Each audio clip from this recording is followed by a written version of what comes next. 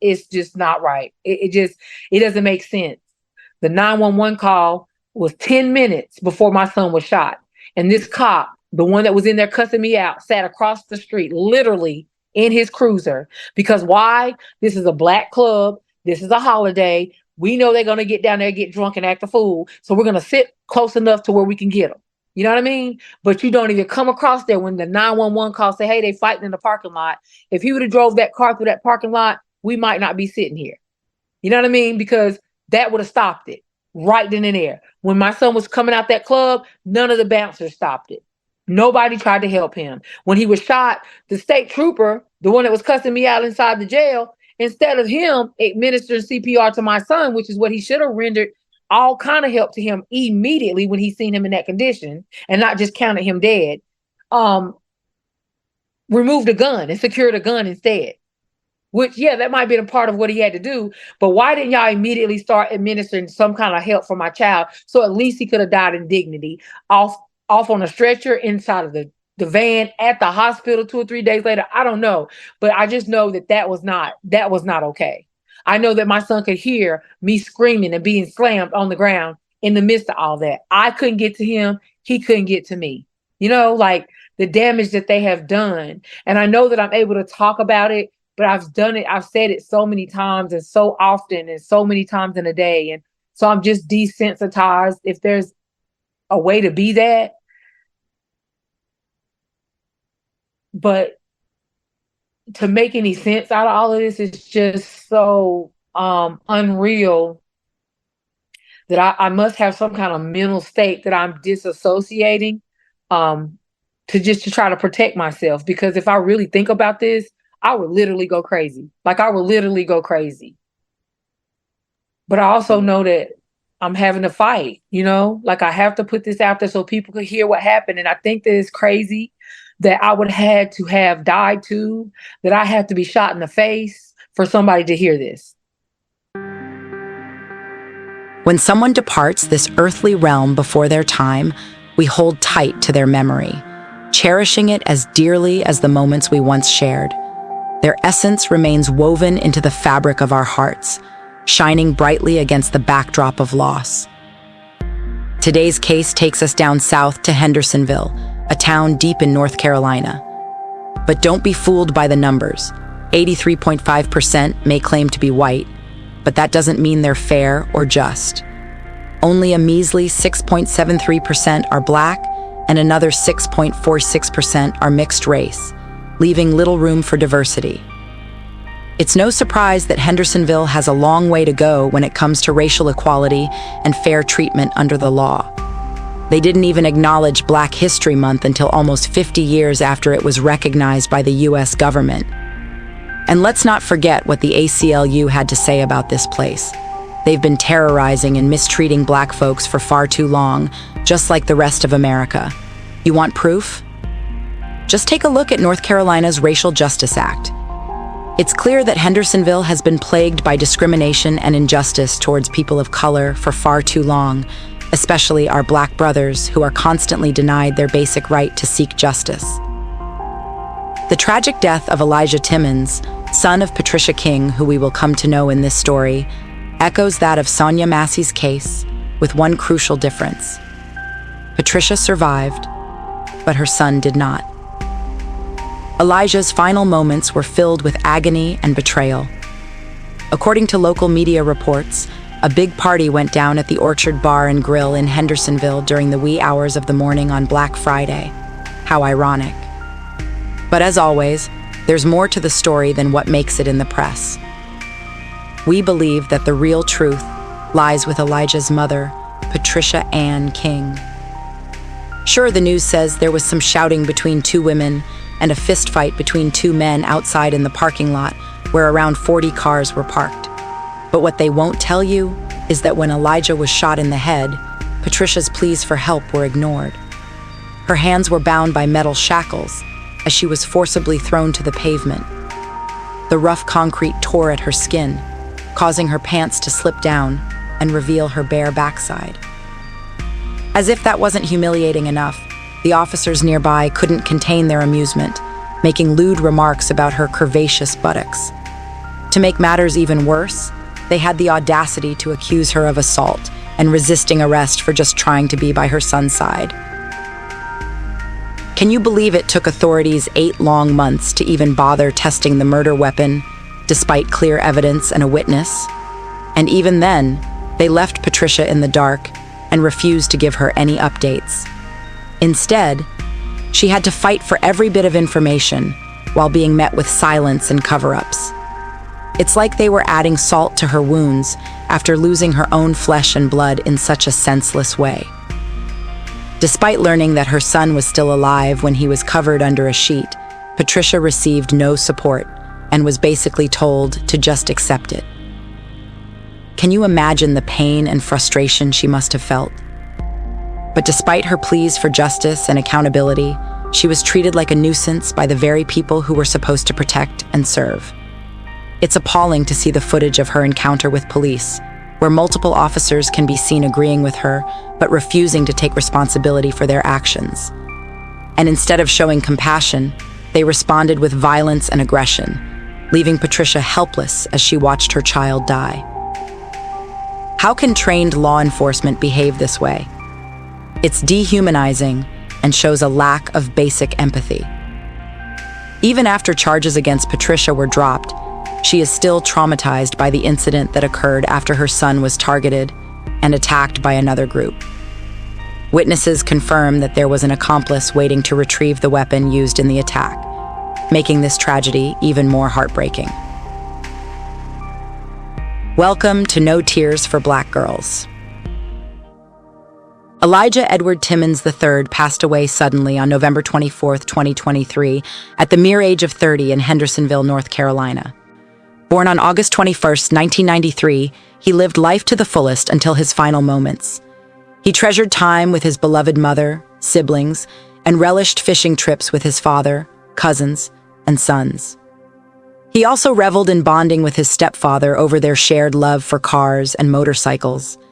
His nieces and nephews were his everything, and he was blessed to hold his namesake, Adore Life Elijah, before he departed. Elijah leaves behind his heartbroken mother, Patricia King, stepfather Gabe Hogan, father Elijah Edward Timmons Jr., brothers Jaytwan, Anthony, and Darius, sisters Ontaria, Tranis, Kuyonte, and Gailisha, grandparents Terry Whiteside, Perry King, and Mammy Wade. He also leaves behind 4 beloved sons, 1-year-old Year Timmons, with long-term girlfriend Tishala P., 12-year-old Sear Zion, and 10-year-old Emilion, with former partner Brittany Williams, 6-year-old Kizarion, with ex-partner Shanika Collins. He was preceded in death by his brother Kuivante, great-grandparents Ruth and Frank Whiteside, great-grandmother Lily Ruth Hill, and grandfather Elijah Edward Timmons Sr. A celebration of life service was held on Saturday, December 9, 2023 in Asheville, North Carolina. However, it wasn't until Thanksgiving night, 2 weeks prior to Elijah's burial, that the tragic events leading up to his death were unveiled. After a heated altercation that ended with Elijah being shot in the head, his grief-stricken mother, Patricia King, was arrested at the scene. All she wanted to do was check on her son and see if he was still alive, but instead, she was met with brutality from the police.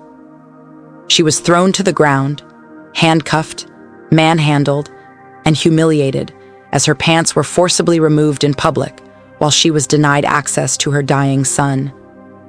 According to Patricia, Elijah was still gasping for air when she was taken into custody. A video that she shared with No Tears for Black Girls shows witnesses desperately trying to save him while the same officer who attacked her stood by.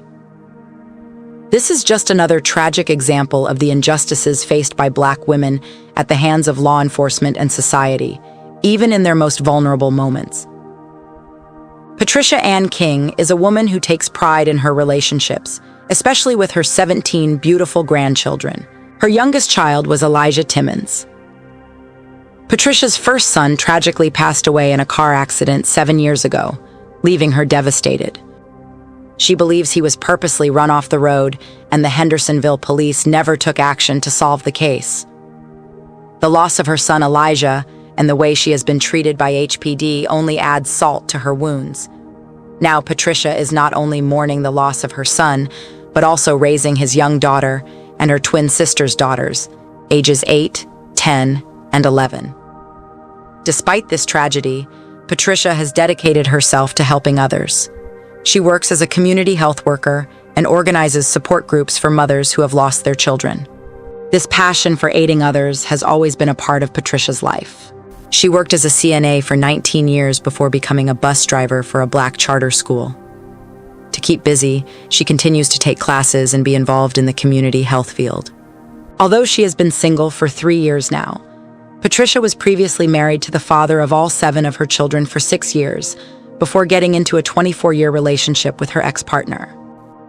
Elijah, or Dude, as Patricia affectionately called him, due to his mature nature, was always full of energy. Despite his mischievous behavior, he was incredibly smart and had a great sense of humor. Even at a young age, he was independent and loved taking things apart just to put them back together again. However, after Patricia divorced her husband, Elijah began struggling in school and acting out. It seemed like he was searching for his absent father and feeling let down by his absence. The family moved between North Carolina and Atlanta frequently, with Elijah spending summers with his father until eventually living with him for full school years as he got older. As a teenager, he longed for freedom and spent time with friends, but Patricia was working 2 jobs and had to be strict. She didn't allow him to have visitors or go out, insisting that he stay home. He eventually fell in love with an older girl named Brittany, who lived with her mother. Despite Patricia's objections, their relationship continued, and Elijah became a father at a young age to 2 sons, Z and Mealy. Patricia became a proud grandmother, but her son also fathered a child with Shanika, a girl named Key. Years later, Patricia's son met a woman named Shay, who stood by him through thick and thin. She witnessed his struggles and triumphs, including the birth of their son, Year. As a father, Patricia's son showered love and tenderness upon all 3 of his children, especially Key. Despite facing injustices and serving time in jail, he worked tirelessly to provide for his family and turn his life around. But the system was against him from the start, as he constantly faced mistreatment from biased police officers and an unfair justice system. Despite never showing disrespect, he was repeatedly targeted and unjustly held in jail for petty reasons. Patricia was advised to be tough on her son, but she refused to do so because she saw his goodness. In jail, he endured countless hardships, while his complaints were ignored and bonds set at unattainable amounts. Despite these obstacles, he persisted by working multiple jobs to support his children and striving for a brighter future. Though not without flaws, he never gave up on turning his life around. Upon arriving at her mother's house, Patricia immediately recognized the familiar faces of her family members, all gathered together in lively conversation. She stayed for a few hours before deciding to head back to the city. Knowing that going to her mother's house would mean having to stay overnight due to limited sleeping arrangements, she resisted the temptation and didn't want to intrude on their time with her son's newborn niece, Adore Life Elijah. The first time she held her was earlier that evening before they left for Patricia's house. Upon safely returning home, her son called to check in and ask if she still planned on going out. Despite his drunken suggestion for her to retrieve his gun for protection, which was captured by her room ring camera and later shown at court days before Thanksgiving, Patricia got a call from her son, Elijah. He needed a ride home from work, and she happily obliged. As they drove, he revealed his desire to spend the holiday with his family instead of on the job. She was touched by his constant joking and laughter throughout the day as they chatted on the phone. On their way back to Patricia's house, Elijah mentioned needing to make a stop at his own place first to grab some clothes. They ended up making a circle from Candler to Hendersonville to Brevard, spending quality time with loved ones at each stop along the way. When they finally arrived back at Patricia's, Elijah took a shower while they bonded with his sister and her kids. The whole family then gathered in the dining area, enjoying drinks and catching up as Patricia finished whipping up delicious banana puddings for everyone. But as the night went on, Patricia couldn't help but notice how much Elijah seemed eager and obsessed with taking selfies with all the little ones. It was unusual behavior for him, but she brushed it off at first. However, when he refused to listen to a gospel song by Marvin Sapp and insisted on playing other music instead, she started to feel uneasy. Memories flooded back of how Jesus had always been there for her during tough times, and she couldn't shake off that feeling of discomfort. Suddenly, Elijah opened up about his brother, who had miraculously survived being shot thanks to wearing a Virgin Mary t-shirt and Jesus piece. More people arrived at the party, including Shay from Charlotte, and they continued to drink and socialize. Despite Patricia's protests of not wanting to look crazy, Elijah insisted on taking more selfies with her throughout the night. The last one was when she went to change, and Shay joined them before they all headed out to their cars. But right before they left, Patricia's daughter noticed that Elijah was missing. She remembered seeing him asleep on her bed earlier and quickly woke him up to join them in the car. As they drove to his grandmother's house, Patricia couldn't help but feel guilty for disturbing his sleep. But they ended up having an enjoyable rest of the evening together with family. However, as she rode out into the empty streets of downtown Asheville, where everyone else seemed to be celebrating Thanksgiving at a party in an orchard, Patricia couldn't shake off the uneasy feeling that lingered.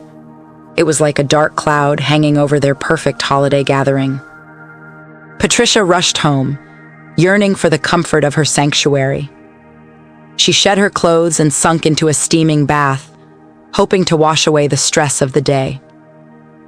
Donning her satin pajamas, she snuggled into bed with her phone close by, ready to drift off into slumber.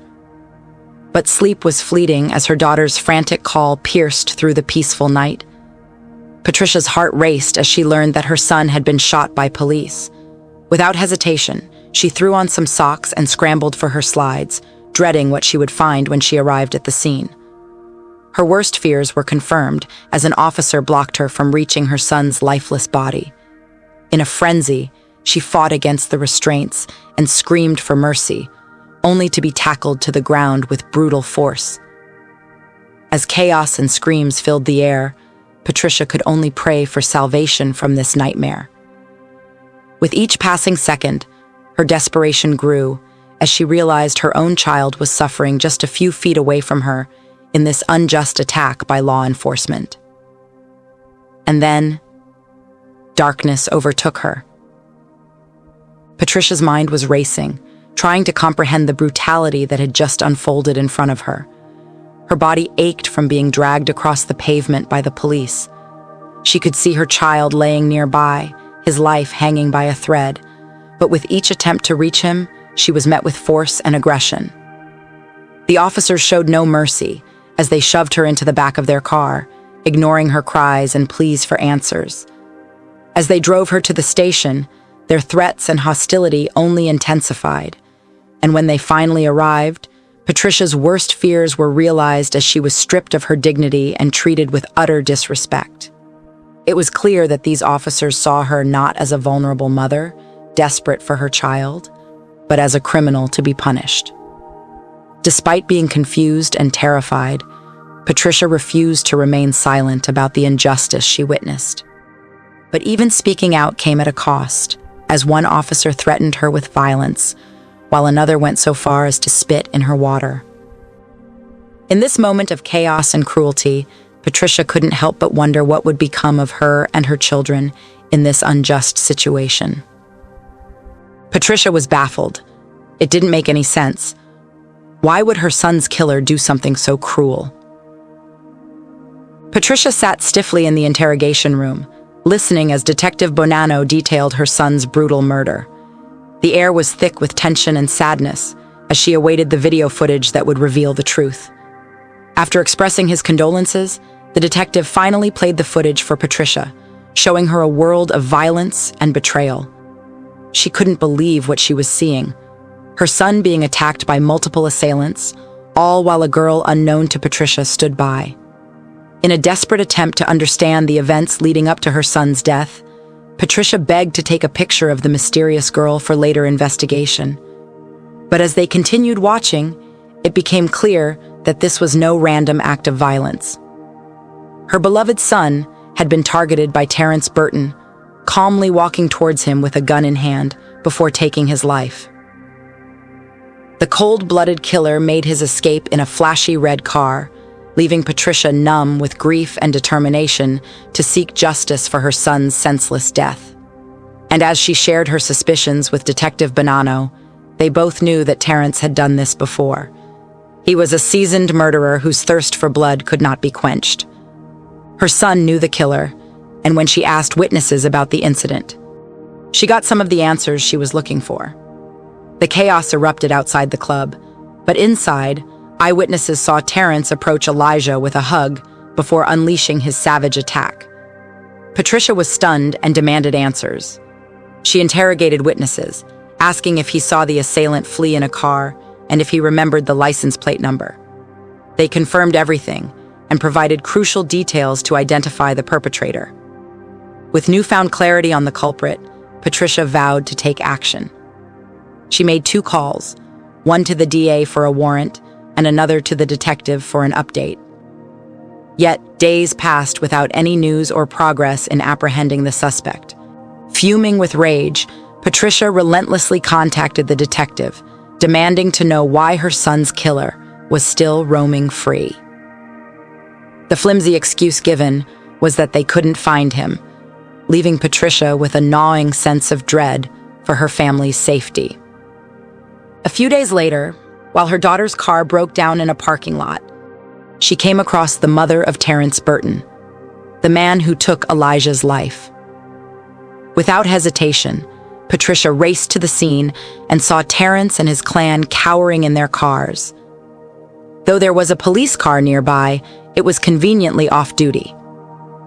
Drawing on all her strength to contain her frustration, Patricia tried to warn the officer about Terrence's wanted status, but was met with indifference. She then bombarded the detective with calls until her daughter finally got through. It turned out that Terrence was being questioned by the cops for intel on a shooting that happened weeks ago. But despite being identified as the shooter, 30-year-old Terrence had yet to be arrested. Confused and fed up, Patricia demanded an explanation as to why they hadn't just picked him up already. The detective revealed that they were also rounding up other suspects from Buncombe County based on phone records found at the crime scene. And a couple of weeks later, all those individuals were taken into custody for drug charges. But even with this significant development, there was still no news of Terrence's arrest or court dates. Determined to get answers, Patricia called the police department but was brushed off by Detective Bonanno, who insisted on a meeting on December 12th, the same day as Elijah's funeral. Despite voicing her concerns, she reluctantly agreed. Deep down, Patricia knew something wasn't right. It all seemed too fishy, yet eerily fitting at the same time. On December 12th, Patricia and her daughter made their way to the police department, just 2 days after laying Elijah to rest. As they arrived, they were separated and taken to different rooms to give statements. Patricia was led into a room called the training room, where she was greeted by Detective Alan Bonanno, District Attorney Andrew Murray, and Police Captain Patton. With Shay by her side, Patricia took a seat as Bonanno positioned himself at the corner of the table on her left, with the DA in the middle and Captain Patton to his left. As Detective Bonanno droned on about the investigation, Patricia's mind was consumed with thoughts of her son. The video evidence they presented only served to deepen her confusion and disbelief. She hadn't seen any muzzle flash or sparks of fire when she watched her son die in that crowd. How could so many people have missed something so crucial? Her frustration grew as she tried to make sense of their claims. Were they really accusing her son of having a gun? But Detective Bonanno delivered the final blow, admitting that their investigation had hit a dead end. Despite hours of work and multiple individuals reviewing the footage, there was no clear answer. It was almost too much for Patricia to bear, feeling like she was being blamed for something she knew nothing about. The detective responded calmly, explaining that he avoided mentioning specific details to spare Patricia any further distress. She scoffed, stating that she was not easily manipulated. He reassured her that he had conducted a thorough investigation, but the evidence pointed towards her son being the aggressor in the altercation. Patricia argued vehemently that her son had been attacked by a group and claimed that any actions he took were justified in self-defense. The detective mentioned something about a disagreement turning violent, but Patricia insisted that the video footage shown to her did not support this claim. She accused the police of bias and stated that her son was not involved in any gang activity. Despite her protests, the detective refused to press charges until someone from the parking lot came forward with new information. Shay became upset and announced she was leaving with her child, prompting Patricia to follow suit while the detective followed behind, apologizing for his actions along the way. Patricia listened intently as the details of her son Elijah's shooting were recounted. The prosecutor claimed to have presented video evidence to the defendant, but declined to press charges. Witnesses who saw the entire incident remained silent, either out of fear or indifference. Shay, who had witnessed it all, revealed to Patricia that Shakelia Campbell, a former girlfriend of her father Ernest Robbs, also known as Pee-wee, was now dating Keon Anderson and was present at the time of the shooting. Shay believed that Shakelia had played a part in providing the gun used to kill Elijah and confronted her about it. However, Shakelia denied any involvement and insisted that Keon had taken her gun without her knowledge. But Shay knew better. Shakelia was just trying to cover her tracks.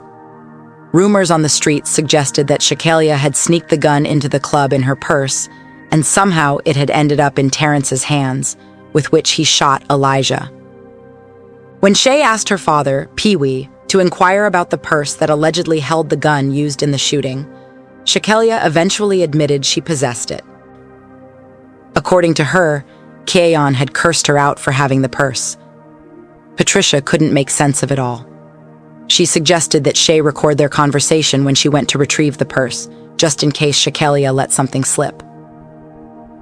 Despite not fully believing that Shakelia was involved, Patricia wanted to leave no stone unturned in their investigation. Shay was visibly distressed and still struggling after what happened. As she arrived at Shakelia's house and stepped out of her car, Shakelia immediately began talking about how Keon had taken her gun that night. Unbeknownst to Shakelia, Shay turned on her phone's recording feature and quietly captured their incriminating conversation from behind. Shakelia ranted on about various events that had occurred, but made sure to tell Shay that 2 years prior, Elijah had become enraged at her for something and threatened her with a gun. She claimed that he was later killed in the same manner. Hearing this, Shay felt sick and turned to Pee-wee for clarification. He confirmed that Shakelia had told him the story, but stated that she had said Elijah pointed the gun at her instead. None of it made sense to Shay or Patricia.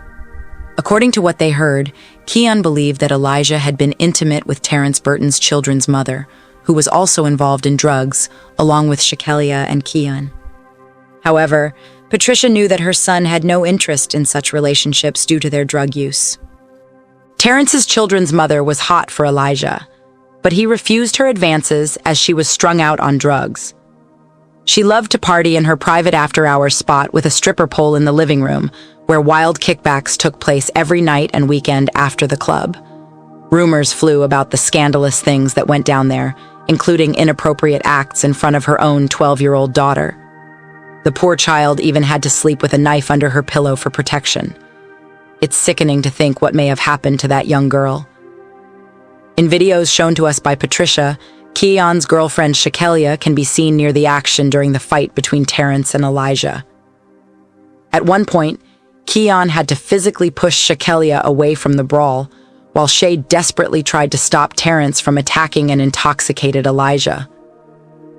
According to Patricia, a local guy known as Fish was also present during the murder as a witness. We're not sure of Fish's level of involvement, but Patricia received a photo and tip identifying him as Marquise Resper. During the incident, Fish was right there taking selfies and recording everything that went down, later sharing it on Instagram Live and other social media platforms. This begs the question, were any of these witnesses questioned by police?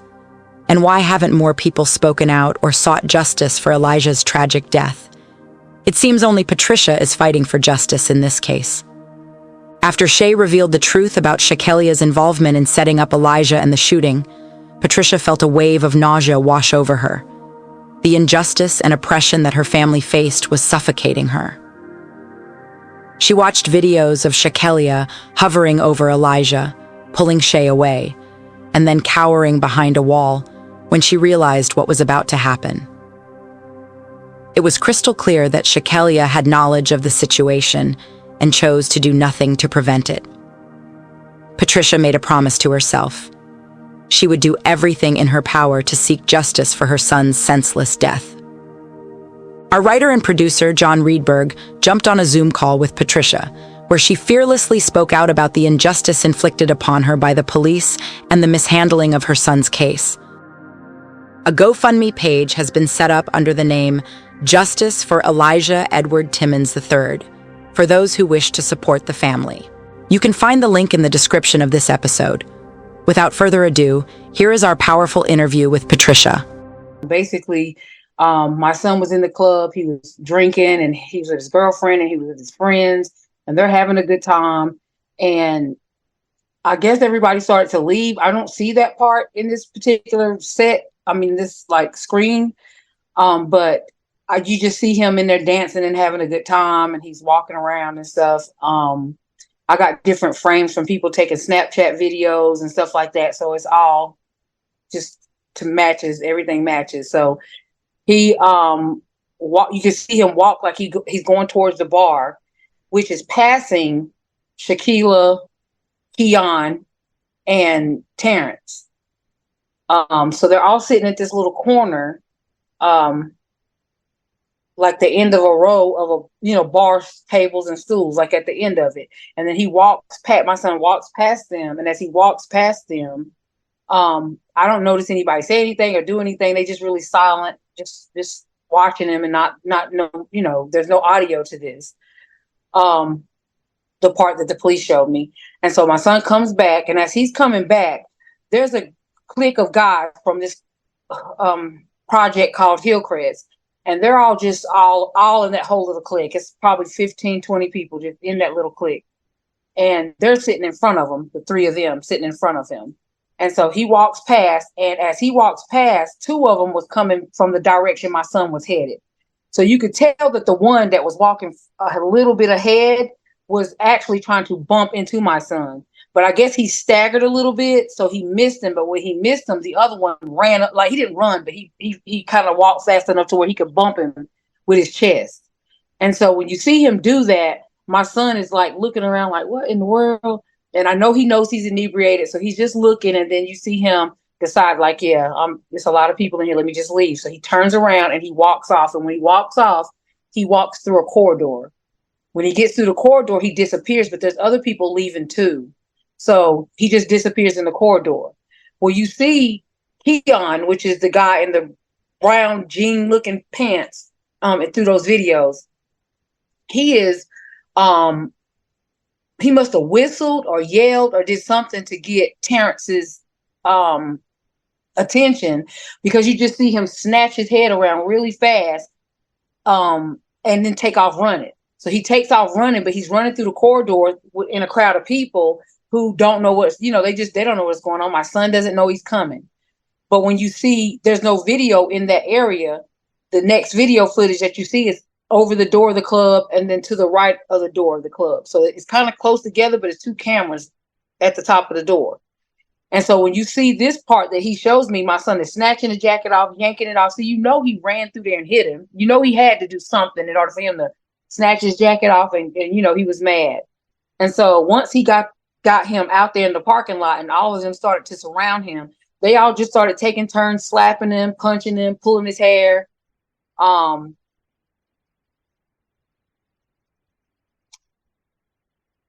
just my son is he was a fighter, so he would fight you, and he was defending himself, and so he was fighting back, but it was so many of them, and so Terrence, I don't see him disappear from the crowd, but he clearly disappeared from the crowd, because when the detective showed me, when he stops the part where they run up the crowd and start beating on him. And the only reason why I know that they did is because I have footage from somebody's Snapchat recording it on the outside, exactly what he showed me. I got a video footage of the exact same thing he showed me, but on the other side of the parking lot, So he cut it off so I wouldn't see them jumping on him, but I already knew what had happened.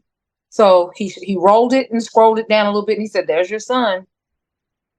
I know you can't really see him because it's dark." And he had on a thing like this on the top of his head. He had dreads, and so we always wear the matching colors, but he always wore black. So he goes, "I don't know, you don't see him, but he's standing right there." And he said, "I know it's him because he's the one that ends up dead." So he starts to play it.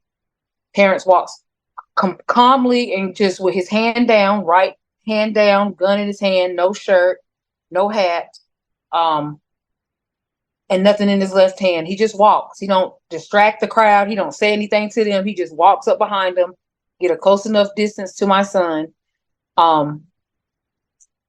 basically postured himself, raised his arm, shot him, and watched him fall. And then he made this weird circle, like he didn't turn around and walk back the way he came. He just made a circle and walked back the way he came. And I don't know why that always stood out to me. It was just weird. With no emotion, no reaction, just like he was paid to do it. That's just how I felt. Like, and that's exactly what I say to the detective. I was like, "Oh my God!" I was like, he looks like he was paid to do that, and I'm still watching it.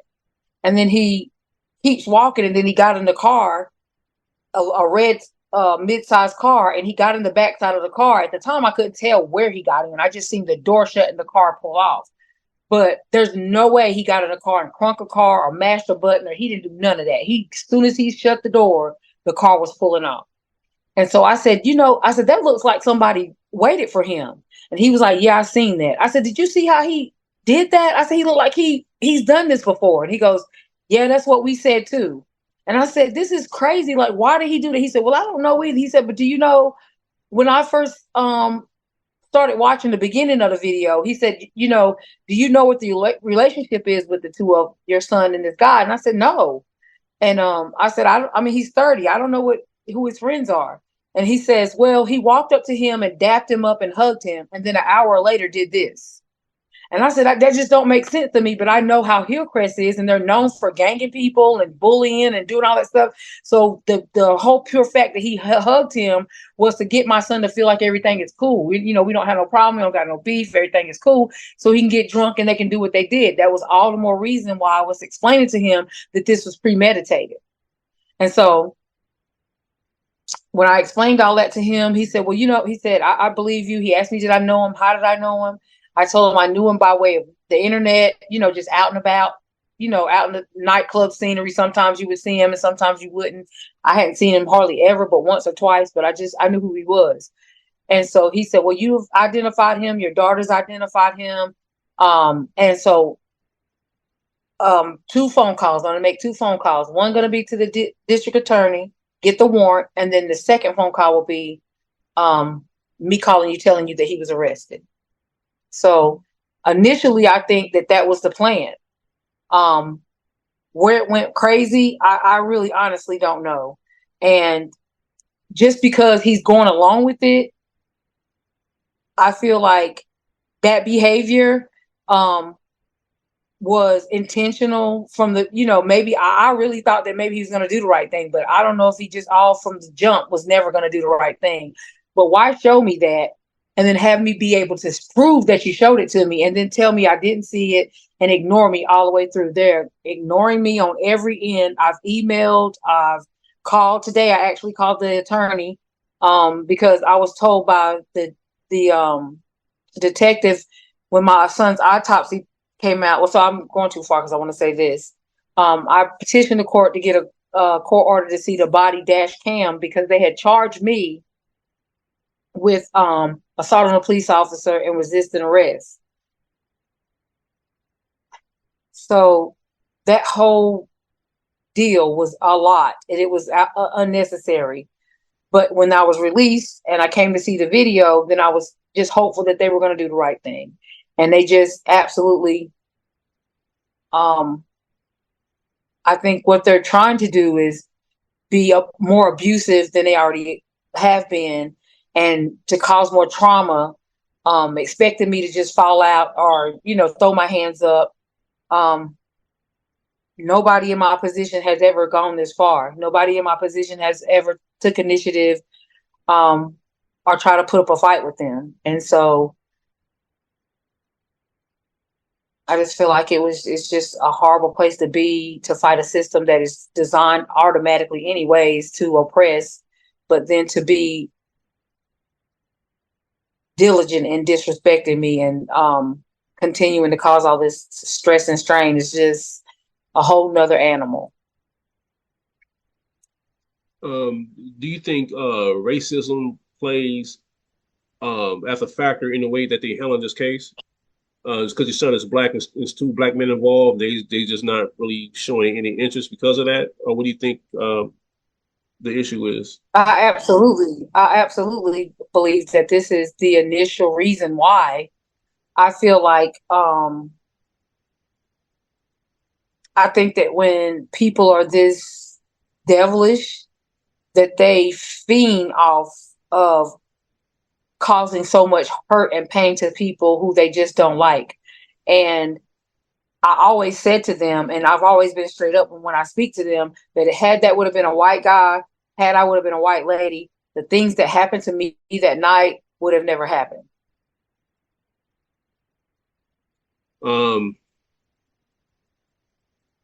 Okay. And in regards to and can you tell you about the gentleman who shot your son? Who was he, and why do you think your son was set up among those people that was involved in the shooting? Well, I honestly can't say why, because I've heard two scenarios that just does not make any sense. And so one being pretty much, they both are pretty much the same thing. Jealousy, they didn't like my son because all the women liked him. And the girl didn't like my son because I guess she's a drug user and she has this kickback, they call it a kickback party in her house every night of the week. Anytime there's a club, she's the after party. She's got a pole in the middle of her house. So they're all over there doing their drugs and partying and all their stuff. And my son wasn't attracted to that. And so I guess she pursued him a few times and he just was like, no. And so she just didn't like him. And so Keon has, I want to say 2 kids, but I want to say the youngest child, his mom and my son were really cool. And so I think he felt some type of way about my son and his kid's mom. They had a crazy relationship and had broke up, but he felt like my son was, talking to her, whether they were or not, I don't know. And then the one that actually killed him, Terrence, pretty much the same thing, that he thought that my son was talking to his kid's mother. But the types of relationships that they have are not typical relationships like what, you or I might have, an older set of people, you date, you go with somebody, you have respect. It ain't none of that.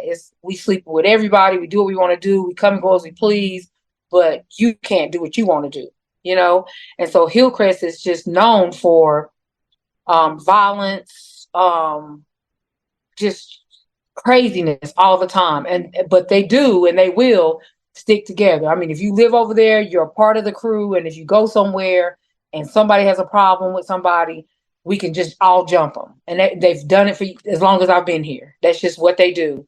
From Shaquila's dad, who basically said that, yeah, he felt like the whole scenario was a plan originally that his daughter didn't have a hand in, but and she didn't believe it was going to happen, so that's why she didn't alert anybody. But once it did happen, she freaked all out. She was scared. But if you listen to some of the video and see some of the stuff she's written and some of the threats she's made to me, she's full on 100% involved, just like the shooter. She just is. Can you tell me about some of the threats that she made towards you? Well, so initially when all this happened, I know we kind of going backwards because I didn't really tell you like from the jump how this all even came about. Um, and so I hadn't seen Shaquila in maybe a month or two. She worked at a restaurant. I would go in there and order food. I would sit at the bar. She was the bartender. I would sit at the bar until my food was ready. So we would talk, hey, how you doing type stuff, just laugh and giggle about, just common stuff, but no serious conversations. I really didn't know her, but she was friends with my daughter, a couple of my kids. So, that's how I knew her. And so, the last time I had seen her, that was the attitude with her. And so I didn't even know that she was at the scene. I didn't know anything about what happened. I didn't know anything. I just started putting pieces together after everything had happened. So we had dinner at my house. I had cooked for, a whole day and a half. And so my son asked me, Mom, can you come pick me up from work? I went to pick him up and I thought he was going to drop him off at home. And he said, no, I'm going back. I'm going to go home with you. So I dropped him at his girlfriend's house. He got his clothes. He came back to my house because the plan was she was in Charlotte with her family, and then she was going to come be with us. And then we were all going to go to his dad's family, which is in Hendersonville, which is 4 or 5 minutes away from that Orchard bar. And then we were going to go to my mom's house, which is about 30 minutes away from there. So his siblings were in here. They're drinking. They're having a good time. They're the kids all over the place. He started playing all this gospel music, wanting to take all these pictures. And then, honest to God, just because I'm so in tune with my kids, I really felt that. I don't know what that energy was telling me, but I really felt that. And so it went by my head just a couple times, like, why are you listening to this music? I'm trying to dance and do my thing in here and finish these banana puddings. And he's like, Mama, I never would have made it if it wasn't for Jesus. So he was playing Marvin Sapp. And so, again, my son wasn't a church going person. I mean, I know he believed in God because I took him to church, but I've never seen that side of him really. And so he was in here just in a good spirit, laughing and joking, which is always him. And I got dressed. I started to get dressed, and he kept saying, Mama, come take a picture. And I was like, I ain't taking no pictures. I'm sweaty. I've been in his kitchen. I'm gonna get right. And then you can take pictures. Well, he grabbed me and was like, told his sister, man, just take this picture. We ain't got time to wait on her. And so it was the picture that you see me kind of doing that and leaning over him. It was the last picture that I got to take with him. And, so I went and got in the shower. I come out. Everybody's loading up kids. We're loading up cars. We're getting ready to leave. He was on my bed sleep, and I woke him up. And for a second, something said, don't wake him up. Something told me not to wake him up. But I thought if he wakes up and we're all gone an hour away, he's going to be mad. So I woke him up. We loaded up. Everybody loaded into the cars. We got outside, and I don't know who it was, but somebody was like, where's dude at? I called him dude. And they was like, where is he at? And I said, he's in the car. And they were like, no, he's not in the car. So I came back upstairs, and he had went back into my baby's room and went back to sleep. So I kept on till I woke him up, and then we finally left. And so we ended at his grandmama's house, his great grandmama's house. His dad was there, his aunt, his dad's sister, his aunts, and all the great aunts, and all of them were there. And we hung out until I got kind of tired. And his sister had just had a baby a month prior to that, so she was ready to go to bed, take the baby in. So we were gonna come back to Buncombe County and go have a drink. But when she said she didn't feel good, I was like, let's just go ahead and go home. So when I made it home, Elijah called me, and he was like, Ma, you at home? And I said, yeah. And he says, are you going to go out? And I said, yeah, I probably will. And he said, well, listen, I don't want you to go out by yourself. I'm not going to be able to protect you. I want you to go get my gun. And I was like, I am not going to get no gun. I had never shot a gun. I've never really held a gun. And I was just like, I ain't going to get no gun. But I know my son, and he really was just being funny. But he was just like, I ain't going to be, he was drunk. So he was like, I'm not going to be able to protect you. So I'm gonna need you to be able to protect yourself, because I had been jumped by these little girls one time, and actually 2 months prior to this. So he was just like, I don't want you to be out there by yourself. So I was like, you know what? I'm just gonna chill. I'm gonna stay home. Um, and that's pretty much what I did. I got my bath. I got in the bed. And I woke up with my phone ringing, basically in my hand. And I seen that it was my daughter's number first. And so I'm thinking she's probably calling me, because when I see the time, it's like 2:30. So I'm like, she's probably calling me to see if I made it back in, because she thought I went out. And then I see Shay's number, and I knew my daughter had went home, and I knew Shay was with my son. So then I just start to panic, because it went all over my body. So I answered the phone, and my daughter was like, Mom, please hurry up, get your clothes on. Come on, let's go. Get up and get your clothes on. So my heart is like doing this weird, can't catch up with what's going on type feeling. And so then I see Shay's number, and I just throw the phone down and just start screaming. I don't know what it was, but I just panicked, and so when I answered her, she's screaming, Trish, please get here. Please get here. They shot him. He shot him. And I was like, who? And she was like, I don't know. I don't know. I don't know. He shot him. And I said, where? And she was like, I don't know. And I said, well, who's there? And she was like, I don't know. I said, well, is the ambulance there? Is the ambulance there? She was like, no. I said, is the police there? She said, yeah. And I said, is his daddy there yet? And she was like, I don't know. And so I said, okay, so I'm walking around the house and I can't even think, but I had on a pair of pajamas that just really didn't have no elastic in them. And it was just like a throw over, like a little pullover shirt. And I didn't have any underclothes, bra and underwear, on up under it. But I just threw my shoes on and I ran out the door. I jumped in my car, and what would have been, I guess, a 30, 40-minute drive was a 13-minute drive for me, because I'm on the phone and I'm hearing all this stuff, and I'm hearing all these people, and people keep calling, and they're calling from apps, and they're just, all these calls are coming in, and I'm just trying to stay on the phone because I know she's right there with him. And she was just like, please, please, please. He's still got a pulse. He's still breathing. He's still got a pulse. He's still breathing. And so as I'm getting off the exit, which is probably 4 or 5 lights from where they actually were. And so 2 lights are like back to back together, so, right there together. So I got to the first light and it was red. And I just remember it being red and his daddy's number popping up on my phone. And I was like, I don't want to talk to him. I want to keep her on the phone. And when I swiped it, it answered it. And he goes, Trish, they just threw a sheet over our kid. And I was like, what the F are you talking about? Like, no, I mean, I'm on the phone right now. She said he's breathing like right now. And he was like, I don't know. And so I just threw the phone in the floor and I kept going. And so probably a minute and a half, maybe not even that long. I mean, I got there, and then I swung up in the back of the parking lot. Like, you could have went on the strip, because it's like a strip mall, but I went to the side and came up around the side of it. And drove into the parking lot so that I can go into the open part of the parking lot. And so when I got to the open part of the parking lot, I seen the sheet. And as I got closer to the sheet, I seen his hand hanging out the sheet. And then his head was half covered, but his hand was hanging out. So my thinking was he had to do that because it was chaotic. It was just all over the place, people all over the place. Nobody was being detained. They were arguing with the police. The police was fighting or slamming somebody on the ground.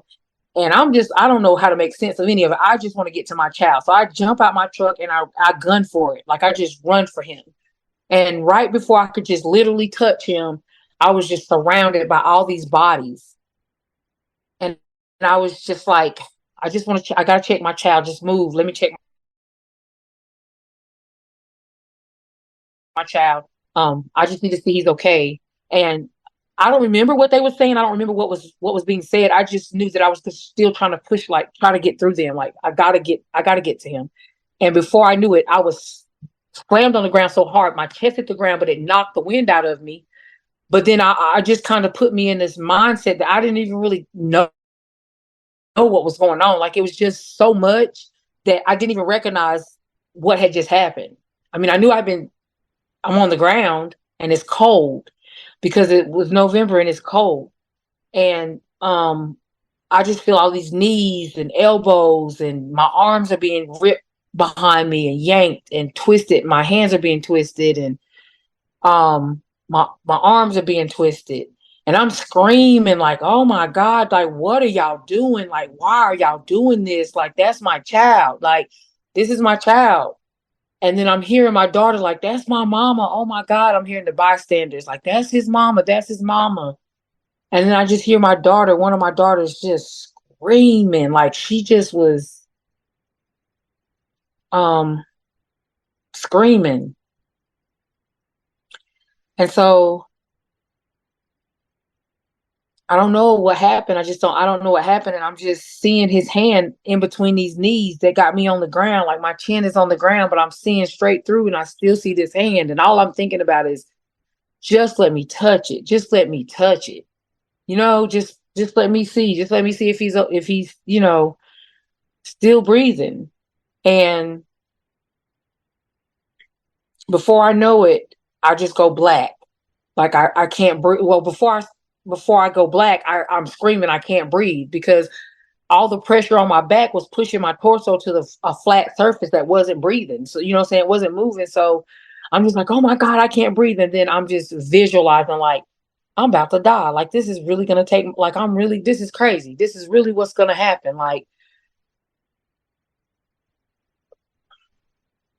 so I started feeling faint again. So I was asking them to give me some water. I asked them who was the officer and why was I there and what, I didn't understand this procedure. So they was like, we don't know what the reason is for you being here. And so we can't do anything about it. The arresting officer has to be the one that comes in and give you your charges. So I'm like, well, if he's call him back here and make him come, we can't get in contact with him. I mean, they was just antagonizing the hell out of me. And so I asked one of the cops to give me some water and he was doing something. And so he came back. I said, can you please give me some water? I feel like I'm about to pass out. I have been screaming and chanting and begging and pleading, like, please just let me go see about my child. Just begging him, telling him, like, do you have a mama? Do you have a child? Like, why would you do this to me? I'm just saying anything I can say till all 6 or 7 of them left and it was just 2. And they were sitting behind a screen, like laughing and doing little stuff. So this third one, I asked him for the water and so he finally walked to the sink to get it. But the cop that was sitting at the desk handed him the cup of water. I didn't pay any attention. When he gave it to me, I got ready to I put it up to my mouth and then something told me to look in it. When I looked in it, it was something floating on the top of the water. So I was just like, I know this is some crazy. I know this ain't what I think it is. Like, I couldn't even believe it. So I sat the cup down and I asked him again. I said, could you give me a cup of water? And he looked like got one, but he was like, okay. So he walked back over to the sink, got it himself and brung it back to me. When he brung it back to me, I handed him the other cup. I said, what is that? And he says, I don't know. What are you talking about? And he looked in the cup. He was like, ooh, what is that? I said, he spit in the cup. And he was like, no, nobody would do that. You know, I said, this is what y'all doing. So, he ended up, here comes the cop. He's real nasty and arrogant, look like he's about 22 years old, hot. And he's smirking and walking up to me. Well, I've got to read you all this stuff and blah, blah, blah. I said, you don't need to say nothing to me. Like, you intentionally pull me away from my children. I don't have nothing to say to you. Get out my face and stay away from me. And so, he was like, well, you'll just be here if I can't read. I said, get somebody else to do it. Cause you don't have to talk to me after the way you treated me, after how you crammed and punched and did me in that car. Like, you don't get to talk to me. So, the one that gave me the water actually came back probably 30 minutes later, like, let me just read you this and take you to the magistrate's window. I guess he might have been the one that was like, let's get this woman out of here. So he got me to the window. The magistrate was like, I'm not going to arrest you. I'm not going to give you a bond because you've already been through enough. But I'm telling you now, don't go back up there. Your son's body's been moved. and make sure you come to this court date. So I'm getting ready to go out the door. This guy just starts apologizing. I'm so sorry. I'm so sorry. I'm so sorry. I'm like, what y'all did, how y'all treated me was just wrong. I appreciate you because you was the lesser of the evil, so to speak, but y'all just wrong. So I go out the door. I'm just feeling so depleted, And so I get in the car, I go home, and for 2 days I couldn't speak. Like I couldn't talk. I was just in some kind of crazy state that I couldn't even speak. So then I get that phone call to come down there. So that's the part I was telling you. Once I got down there, he showed me the video of what happened, told me he was going to call the DA. So 3 weeks after my son was killed is when his funeral was. So the first week, the coroners had him. The second week, the funeral home had him, but I wasn't in no condition to process getting the funeral together. So I made it for the following week. At the time, I didn't realize it was my mama's birthday. My brother's birthday on the 9th was his actual funeral. And then the 12th was the day they actually asked me to come in to talk to them and basically demand it. Because I was like, I don't know how I'm going to feel at this funeral. So I'll call you. And he was like, no, I need you to come Tuesday. But it's because they had already put it out to the news that they were not going to file charges. So when I got there, I'm sitting there with the district attorney, the detective, and the captain of the police, and they're sitting in an L shape. The detective, the detective, the DA, and the captain of the police are sitting in a row. Me and my daughter sitting side by side. She's at my right, and she's got her baby. And he just started mumbling, putting his head down. I had been calling him and asking him all during this time, like, what's going on? Why haven't he been arrested? You told me he was going to be arrested. Well, there's other things that came up on the video. So we got some specialists looking at it, and we'll get back in contact with you. That was the first excuse. The second excuse was that they couldn't find him. I wandered around until my daughter ended up running into him. I, called them for that. That's when he told me. He was like, we just told his mom. That's the reason why she's out there in this parking lot crying, because my daughter's seen her crying and called me like, Mama, this guy's mama's in this parking lot crying. And I said, don't say nothing to her. I'm going to come down and help you with your car. And I got down there and I noticed that he was in the back seat of an SUV with his hands across the back of the seat. So I started calling the police, calling the detectives, like, I see him, come get him. And he was like, yeah, the reason why his mama's crying is because we just made contact with her and we told her that she needs to bring him in to be questioned about this murder. And I said, you sound crazy as hell. I mean, it just hit me all kinds of ways. I said, he is 30 years old. He don't need his mama to bring him. Y'all come and get him. Like now, come and get him. Well, Miss King, there's some things that came out. We're going to talk to you about it. And I just knew then that I didn't think it was going to be this, but I don't know. So the 12th comes, I go, we sitting down. He puts his head down and he's mumbling and talking and stuff. And I said, what is wrong? And he was like, well, we're not going to be able to file charges at this time. And I said, what are you talking about? And he was like, we're not going to be able to file charges at this time because when I showed you that circle of people, and he was like, I realized that there was a muzzle flash that I didn't recognize when I showed you the video. And I said, that don't even make damn sense. I said, you pointed out because it was dark. So how did you see a muzzle flash? I said, that could have been people's phones. That could have been a car going by. It could have been anything. I don't know what the hell you're talking about, but I know what I seen. So what are you talking about? So he goes, well, Ms. King, the more and more we looked at it, we had 50 people look at the video, hours and hours of going through this stuff. I said, wouldn't no 50 people need to look at this? No, hours and hours would it need. If one person seen what you showed me, his ass could have been in jail. And so he says, well, no, that's not actually what happened. And the reason why I didn't show, I said, well, why you didn't point out to me my son looked like he was shooting that day? He's like, well, because I just wanted to protect you. I didn't want to upset you any more than you already were. And so I hid that part from you. You'll hear that on one of the videos. He's saying to me, I didn't tell you that part because I didn't want to upset you. But you showed me this boy walking up and killing my child. It didn't make sense. And so I jump up and was like, just give me your cards. Let me get out of here because I just didn't know what my brain was going to say to do. So I was like, let me get away from y'all. And so the captain walked away and got the cards, and the DA and the attorney. So I was like, what are you doing? What are you saying? And he was like, Miss King, I'm just so sorry. I presented the evidence, and it's the district attorney's, deal. And, he's choosing not to charge. And I'm like, what are you talking about? He's choosing not to charge. You see a murder like that, you have to charge. And he goes, I'm the one, not the DA says, I'm not the one that's charging. I've chosen not to charge, and I'm not going to charge till somebody in that parking lot comes and tells me what happened. I said, you don't need nobody to tell you. You got a video of what happened. Like, he was like, well, until one of those people come out that parking lot telling me what happened, I'm not going to do anything about it. And all y'all going to do anyways is go get your brothers, your cousins, your friends, and his ass will be dead in a week. Wow. I mean, I just I just thought I was in a Twilight Zone. Like, this was not a real life. It just wasn't a real life thing, you know? And this man standing in front of me, looking me square in the face with this arrogant face and waiting on me to respond to that.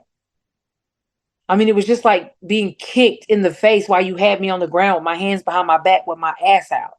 Like, it just felt like I was being spit on. And I couldn't make any sense out of what was happening. And so I gotta go. Like, I gotta get away from y'all. So I go start heading out the door. And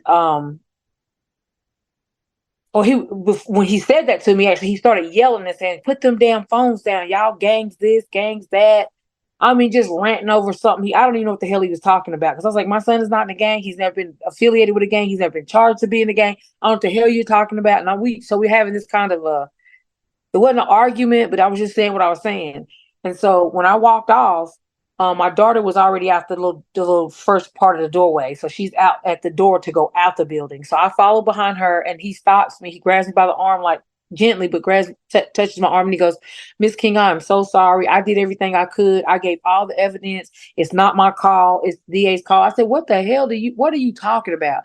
I said, how could he not charge this boy after you watch him kill him the way that he did? And you know it was premeditated, because when he was out there fighting him, he didn't have a gun in his hand. He had a hoodie on and a hat on. So he didn't have that gun.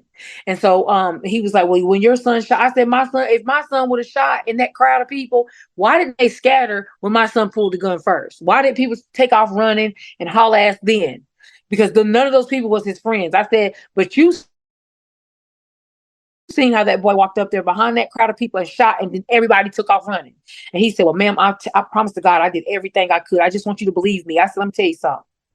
I said, I'm not Miss Betty them. I'm not. And you're not going to be able to get away. You're not going to get away with this. Like, I don't know what's going to have to happen, but I promise you on everything I love, if it's the last thing I do, you will pay for what you're doing. I said, you got right now to fix it. You got right now to go arrest this boy and that girl and that guy. I said, you have right now to do that. I said, because if you let me walk out this damn building and you don't charge these people, and there ain't nothing going on the news about all this stuff, I said, I'm going to raise all kind of hell. Well, I just hope you let everybody know I'm doing the best I can. It wasn't me. It wasn't. It's what he kept saying. It wasn't me. And I'm like, you sound crazy as hell. I mean, how does it sound to say that? When you know, I said, so if you feel like you can't do nothing about it and you know what's wrong, it's a chain of command. Go over his damn head. So, and that's just been it. So I petitioned the court. I got the court order to see the body dash cam. The judge that was gonna be there ended up not being there, because they was telling me, don't expect to be able to see these videos. They're not gonna let you see them. This judge is gonna go along with them. They're not gonna let you see it. So by the grace of God, this judge, I don't know if he got sick, I don't know what happened to him, but he wasn't there. This judge, when I was in there, I told him, I said, he said, I'm gonna let y'all, he said, whatever videos y'all got, y'all gonna let her see them. And he wasn't playing. He was like, and I don't want you to be giving her no cropped up stuff. I want you to mash play and let it make sense. Like, don't give her no block, crop stuff. And so I said, well, sir, I just want to say this while we're in front of everybody, while I'm in front of the DA, while I'm in front of the detective, while I'm in front of their attorney, while I'm in front of a judge. I said, I want to be able to let you know what I've seen already. So if they're not going to show me this video, or they show me something other than what I'm telling you, something is not right, and they have done something to that. They've altered this evidence. And so he let me tell him everything I told you. He stood there, it's on record that I said everything, what I seen, how I seen it, in a courtroom in front of a judge. And so they had 4 or 5 days, 7 days to get it together.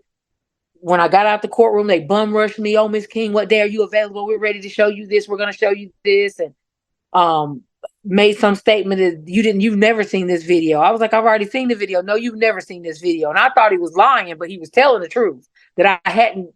Out of the one time he did, I really hadn't seen this video. So when he brought me in the room to see that video, there's a big old 80-inch TV, probably bigger than that in there, and it had these blocks going down the side. As soon as I seen that, I knew that this was not going to be mash it, play it, and let it run. So I'm bracing myself because I'm telling this detective, I said, "Where's that video you showed me?" He's sitting with his hands crossed, hands buckled, and with his head down. And I said, "Lift your head up and tell me where that video is." And he was like, "What are you talking about?" I said, "The video you showed me in that room. I don't know what you're talking about." I said, "Oh, okay. All right." So then he says, "Well, I'm about to show you what started all this, how this all started." So that's when he showed me how the club scene was, where everybody was, where the three of them was sitting in a corner. My son was, just dancing in the floor, and how the boy walked past my son and stood, and my son turned around and walked off, not knowing he was standing there for him. He just walked off because the other boy bumped him. So he walks off, and then that's how all that came into play. When they got him outside, they jumped him, and he walked away. He got the gun, and he walked up, and Keon sat in that car running, waiting on him to do it. As soon as he got in the car, he pulled that car off. And so I braced myself, and he mashed play. When he mashed play, he showed me all that, and then he said, "Now here's the part where your son, we see the muzzle flash." But it didn't make sense what he was saying, because this was just like, if you have you ever seen those AI videos, and this is so crazy. This is just how God works. Like, right when they showed me this video, I was trying to describe to my family the movements of my son that just wasn't a natural movement. I couldn't describe it because I had never seen it, and I didn't play video games, or those games where the football players can run and they look real. I didn't see that. I didn't know what that was. And so when I seen it, I'm trying to describe it to my family, but it didn't make sense. But 2 weeks after they showed me this video, that's the first time I had ever seen an AI video where they got the picture, and the person they can make the person do the dance, that dance. And so I was like, "Oh my God, this is how they did that." You know what I'm saying? But he showed my son popping around, like with one arm extended, and then this big old bang. And if you ever, I don't know how old people are, but back when Batman first came out, they used to be bang, pow. There used to be this zigzag big circle, and then it has the bang or pow on the inside of it. And that's what was hanging off this gun. It just looked like somebody sat a big bang off of it. I'm like, this don't match no way, shape, or form. And you're not even in the same part of the damn parking lot. Like, where he killed my son at this time, if you watch the video, you see me on the ground, that's not the same place. And so I didn't say that to him. I'm just like, I said, "You know what? Whoever you paid to do this, y'all better get y'all money back." I said, "Because that is not my damn son." And he's like, "Miss King, it is your son." I said, "It is not my son." I said, "I don't know how you did that." I said, "But it's really whack and weak as hell." I said, "Because he don't even have a natural movement. You just see this arm appear. You don't see him raise his arm. So you see them kind of jogging next to each other. They're jogging next to each other, and then the gun comes out, and the pang comes out, and then the boy turns around and shoots, and then my son kind of does this whirly whirl and fall on the ground, and then he runs past another car and shoots in the air. And I was like, that don't even make no damn sense. Like, the whole scenario just didn't even make sense. I said, y'all couldn't do no better than that. I'm telling you right now, you're going to jail, all of y'all. So I just started saying that. I'm saying all of y'all going to jail. Every one of y'all. I said, y'all obstructing justice, altering evidence. I said, you're just fucking it all up. I said, but y'all going to jail. So I said, "You know what? When I sat down in your office picking up my son's property, I just now realized why you're doing this. When you walk into this police department, it's a brand new police department. They built it and slapped it right inside of a black development and knocked down a couple of houses to do it. $11.5 million high-tech, up-to-date police department. They slapped it right there on the corner of the street. It was a minute and 14 seconds from that jail, from that police department to where my son got shot. And nobody showed up in enough time. I said that when you walk up there's a plaque that's dedicated to this officer. When you go inside the building, you see his billy club, his hat, in his case and all this stuff. And then when you walk to where they was taking us through that room, you see a mural on the wall that has him and his wife and his family and his life. And then in the middle wall, it shows the story of what happened to him. And then over the right side of the wall is his badge with a black, painted his numbers over. So I'm sitting in there and I'm just like, why does this make even any sense to me? One, because it was November 24th, 1981. It was the exact same day my son had died. I don't know how this even is. It's just outrageous that it's a coincidence or anything like that. But it was just crazy because I said that was why my hair stood up. That was just why when I seen it, I was just like, what the hell? So it made me read it. And when I started reading it, I noticed that it said something about a man from Brevard, and I knew I was born in Brevard. So I was like, what is this? And so I screenshotted it and I called my mom and I was like, Mom, what is this? And she was just like, you need to call your daddy. So I called my dad and I was like, what is this? And he was like, that guy. So I read it to him and he was pissed. He was like, what the hell? He was like, that is not what happened. Yada, yada. I'm like, what happened? He was like, that's my brother. And I knew that I had an uncle that died in prison and that he was accused of murder, but I don't know why I thought it was a woman. But it wasn't. It was a cop. And so, when you're 8, 9, 10 years old and you hear that type of stuff, you hear bits and pieces. So that's why I remembered it the way that I did, is because we weren't allowed to be in the room when they was discussing this stuff. But it was my daddy's brother who was accused of killing this cop. So I really feel like in my heart, there's no other reason that makes sense. One, y'all know that this was premeditated. You watch it on camera, and then you didn't do any type of evidence to substantiate your call of justifiable homicide. One, you didn't do any kind of ballistics testing on the gun that you claimed that was my son's. You didn't do any gunpowder residue on him. His hand was laying out there on the ground. His other hand was laying on his chest. So you didn't cover his hands. You didn't do any kind of ballistic testing. You could hear the chief medical examiner saying, no, nobody did those tests. Why you didn't do those tests? Because they would have came back negative, and then you would have been proven this was not justifiable homicide. And so when I say all this to him, he slams his hand down on the desk. He's like, Miss King, you'll just put any damn thing in a bag and shake it up and throw it out. He was like, I hope you don't believe the stuff that's coming out your mouth. I said, I know exactly why you did what you did. And I said, and that's exactly why I said, y'all, this whole system, I said, y'all had one. And this is what I said to him. I said, normally y'all just be so glad to lock up a black person.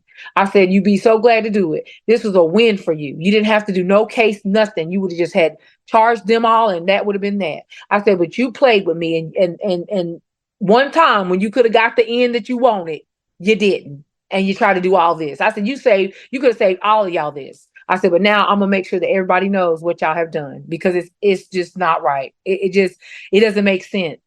The 911 call was 10 minutes before my son was shot. And this cop, the one that was in there cussing me out, sat across the street, literally in his cruiser. Because why? This is a black club. This is a holiday. We know they're going to get down there, get drunk and act a fool. So we're going to sit close enough to where we can get them. You know what I mean? But you don't even come across there when the 911 call say, hey, they fighting in the parking lot. If he would have drove that car through that parking lot, we might not be sitting here. You know what I mean? Because that would have stopped it right then and there. When my son was coming out that club, none of the bouncers stopped it. Nobody tried to help him. When he was shot, the state trooper, the one that was cussing me out inside the jail, instead of him administering CPR to my son, which is what he should have rendered all kind of help to him immediately when he seen him in that condition and not just counted him dead, removed a gun and secured a gun instead. Which, yeah, that might be a part of what he had to do. But why didn't y'all immediately start administering some kind of help for my child, so at least he could have died in dignity, off on a stretcher inside of the van at the hospital 2 or 3 days later? I don't know. But I just know that was not okay. I know that my son could hear me screaming and being slammed on the ground in the midst of all that. I couldn't get to him. He couldn't get to me. Like the damage that they have done. And I know that I'm able to talk about it, but I've done it. I've said it so many times and so often and so many times in a day. And so I'm just desensitized. If there's a way to be that, but to make any sense out of all of this is just so unreal that I must have some kind of mental state that I'm disassociating.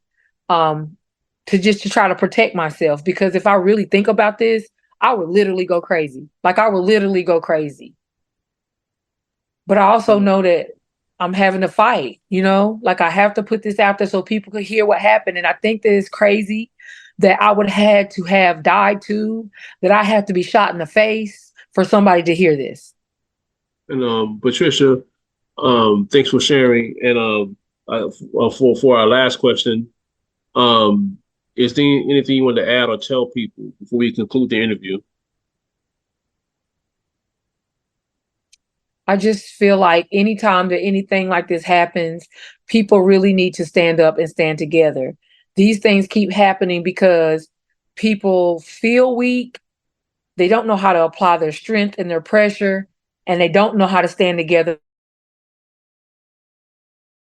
when this type of stuff happens or happening. It didn't happen. I'm not the first person that this happened to. Clearly, it's just the trend that cops get in these positions and they feel like they are above the law, and that just because they're just judgmental and biased and ignorant, that they feel like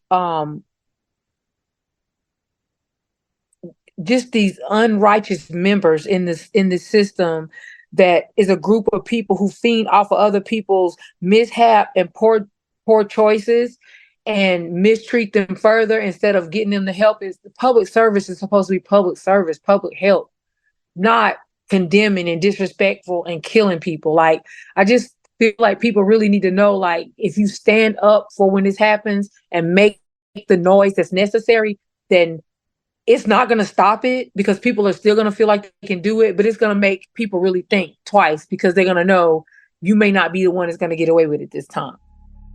Thank you for tuning in to No Tears for Black Girls.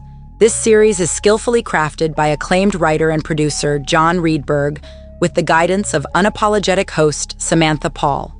Catch new episodes every Tuesday and Thursday on all major podcast platforms. You can listen anywhere, anytime. And if you truly enjoy our content, please leave a 5-star rating and positive review. Remember to stay loved, stay blessed, and stay safe.